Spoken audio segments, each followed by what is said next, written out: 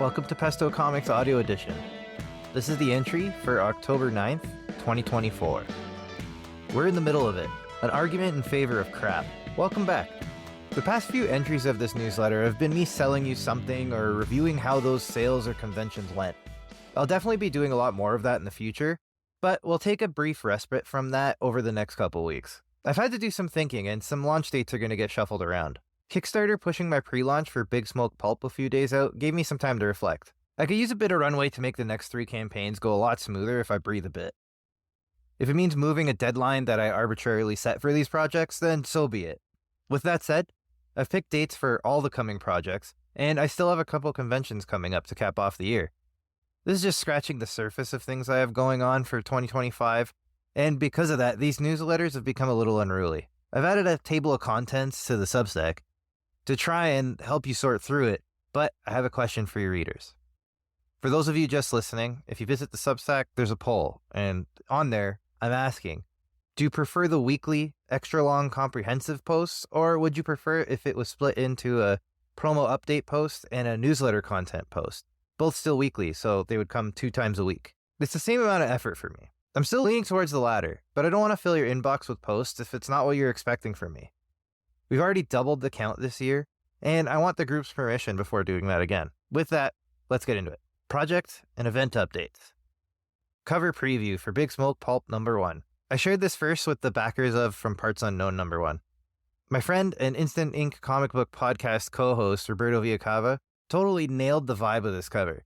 It'll look even better when it's colored and typeset. And again, for those of you listening, check out the post to see the cover preview. I know a lot of the readers of this newsletter joined based on this project, so I'm happy to report that I'm nearly done formatting the book and will be reaching out to the authors soon for final looks and sign-off. This project is going to be really different, and if it does well enough, it'll be something I'd love to do annually. I've set a launch date for Volume 1 on November 6th. The majority of backers to all my campaigns are in the United States, and I think they'll have a lot on their minds up until the day before that. I'm hoping they'll be feeling light on their feet and more open to backing the campaign once that stress has passed them by. More Naked Kaiju Woman in the works. This book is a little different from Parts Unknown. Though it's also a 5-part series, it's a series of standalone stories, with each subsequent entry acting as a sequel to the predecessor. The rollout will be slower than From Parts Unknown, but it's also a bigger book. All to say that Raphael Cristiani is very much on board for this series. As soon as I'm able to shake loose the funding, I'm getting him started on the sequel. Likely before Naked Kaiju Woman even launches. And when's that, you ask? January 8th, 2025. Go to Newmarket and buy some comics. I've mentioned my love of Wayside Comics and Cocktails before. It's unfortunately a good 1.5 to 2 hour drive away from me, so I can't make it my regular LCS or hangout, but if I lived anywhere nearby, I would. The owner, Omar, is nothing if not transparent, and he shares some hard truths about running an LCS in 2024. Even a beloved one like his has some struggles. And once again, if you're just listening, on the Substack post, I have a link to his recent post on Instagram. If you're ever visiting the area, add this to your list of must-go destinations. Even just to grab a drink and have a chat with the folks there. You'll feel at home moments after walking in. If that's not your style, you can come see me and 40-plus other creators at Wayside CreatorCon. This will be my first convention, hosted inside a brewery, and it should make for an interesting day in Newmarket. Plus, have you seen the flyer art by Anthony Ventura? I've already reached out to him to do a cover for a future project, and he designed a special beer can for the event too. I just can't wait for this event. And now, on to the main story. A dozen writers walk into a bar. During Fan Expo, I took a break from the overload of comics to grab some drinks with folks from the Toronto Indie Authors Conference. It was a great night, and we covered a lot of topics. But the one that stuck with me the most was a conversation we were having about how everything used to be better back when. I'm always up for a good debate, and I was firmly in the other camp. I don't think there was a golden era that we just missed. A time where everyone was at the top of their game and there were no hacks to be found. If anything, the fact that so much mediocre content found its way to the masses through the various filters of publishers, editors, film executives, screeners, and the like is absolutely astounding to me. It's easy to look at something like Joker Folie à Deux, point your finger, and say, this is the kind of awful movie they put out nowadays. The problem is, this entirely ignores the advantage provided by hindsight. The only true judge is time. Megalopolis is another massive gamble that didn't pay off, and at least from Coppola's point of view, There's a hope that tastes will change and the true genius of these works will be discovered. You just have to look at the Academy Awards for Best Picture over the decades, and you'll see how hard it is to judge what's going to stand the test of time in the moment. Was How Green Was My Valley deserving over Citizen Kane? Or Ordinary People over Raging Bull? How about Dances with Wolves over Goodfellas? Or Spotlight over Mad Max Fury Road? And that's just a small sample. IndieWire has a whole list of more. Politics and current sentiment has a way of steering how people feel about art in the current moment. It's more about how the masses want to be portrayed, rather than a vision of who they actually are. See Driving Miss Daisy or Green Book? This, of course, isn't limited to film or awards. It's across all art forms and media. Only time brings perspective and objectivity. There's no way to judge in the current moment what is good, bad, or timeless. You can always have a feeling, or a misguided hope, that sentiments will remain into the future, but there are no guarantees that time will be friendly. A hope that Mr. Coppola seems to have for his most recent misfire. But back to the main point. Your crap is another's gold. I have a love for genre fiction. I shied away from going down a literary path in my education because I absolutely hated reading. It was tedious, it was often boring. I just couldn't see the magic in the prose that I was being forced to ingest by my various educators. It also amazed me that nothing within the past 3 to 4 decades was considered worthy of reading. Literature died long ago, or at least that's what I was led to believe by the copyright dates of the books I was handed. Once I was no longer being force-fed the classics and was free to pursue books that interested me, I became a voracious reader. Sci-fi, mystery, thrillers, and even romance would be in my regular reading diet. Nowadays, I'm always reading at least 3 books at a time. One on my Kobo, one physical, and one I listen to as an audiobook. Thanks, Toronto Public Library.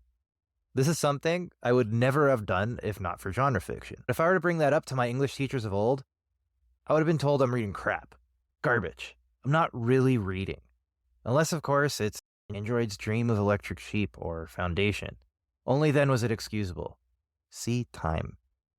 Genre fiction can be challenging while still coloring within the lines. You don't want to go to a hockey game where the rules change for one player because they're an auteur. You're there to see how far they can push the boundaries within the confines of the rules. You know what to expect at a hockey game. You're not going there expecting a basketball game to break out. Don't get me wrong. Crap very much exists. Populist work is popular for a reason. Not because the masses love crap. If they did, Megalopolis and Joker would be fighting for who would reach the billion mark first. Hell, majority of it's bad. That's true of every decade, even the ones you hold most dear. The Beatles weren't the only band in the 60s. You can point to them and say, music was better then. But they're the cream that rose to the top amongst a torrent of musical acts that have been lost to time. Think of all the one-hit wonders. Now think of all those bands that never even made that one hit. They played the bars and local venues and had a decent following and never broke through. Some may have been unlucky not to be in the right place at the right time. That has a lot to play into it for sure. It's just as likely that they weren't anything special. However, if you were at one of those concerts, you may not know that at the time. The only way you find out what's good is by seeing what's out there. The more you look, the more crap you have to sift through. It's easy to look back and see what's good when that sifting has already been done for you. Does it make it better back then? Absolutely not. We're getting a curated view into the past. The content elephant in the room. The internet has taken down many of the filters that would prevent you from experiencing said crap. As we've established, a lot of that still got through. But now more than ever, you'll find all levels of work. Heck, even this newsletter is my unfiltered takes on the world around us. Would it have got past an op-ed editor if I wrote this 30 years ago? Maybe. Maybe not. Now you have the responsibility of being that filter. With so much out there, there's more great work to see, read, and listen to than ever before. There's also exponentially more trash to sift through. I don't necessarily think that this is a bad thing, though. Did we miss the golden age?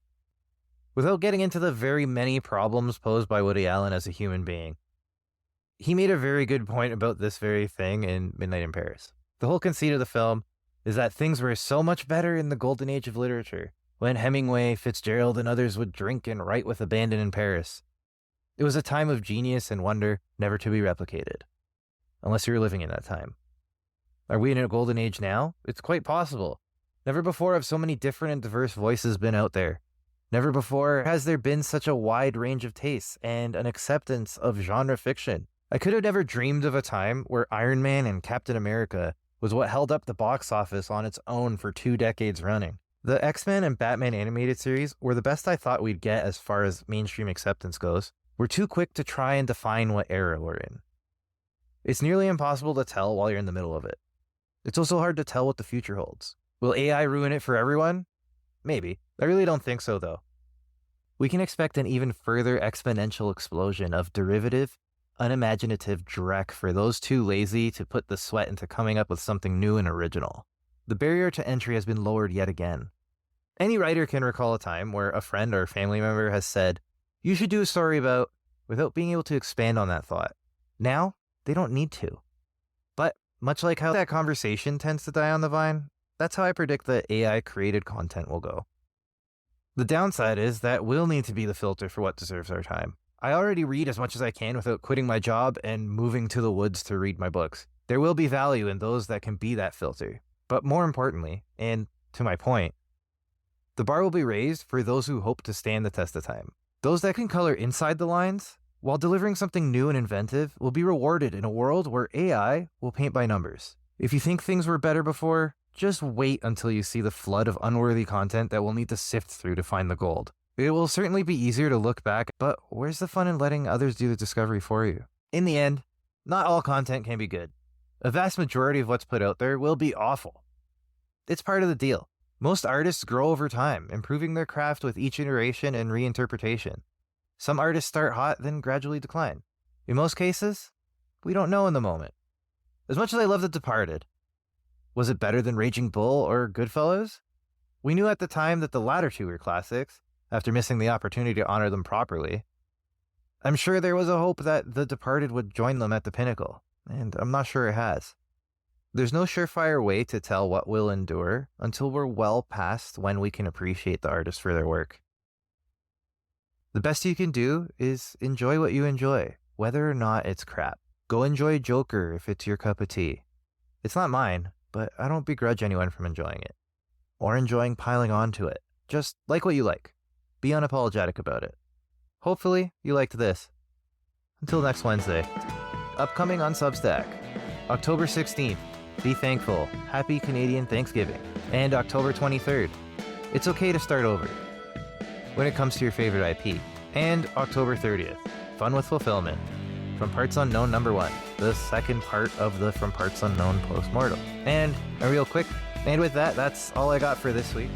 I always put more information at the end of the Substack post, so if you go there, you'll see what upcoming conventions I'm going to. That includes Wayside Creator Con in Newmarket, Ontario on October 27th, Thought Bubble in the UK on November 16th and 17th, and there's a couple cons that I'm waitlisted for. We'll see if I end up at those, so I won't bother listing them now.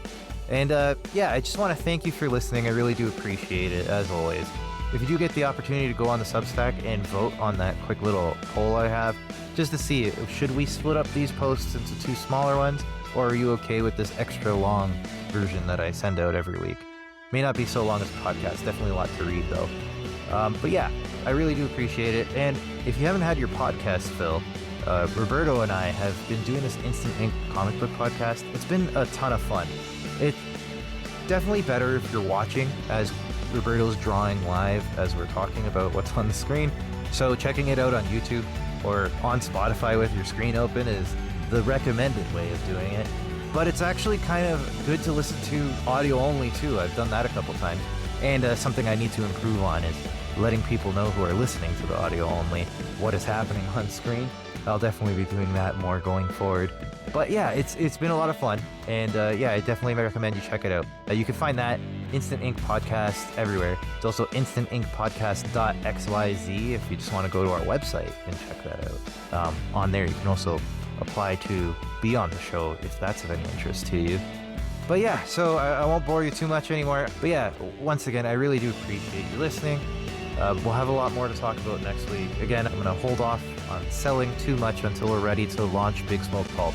So we'll cover some interesting topics over the next couple weeks. But until then, thank you so much for listening. Talk to you next time.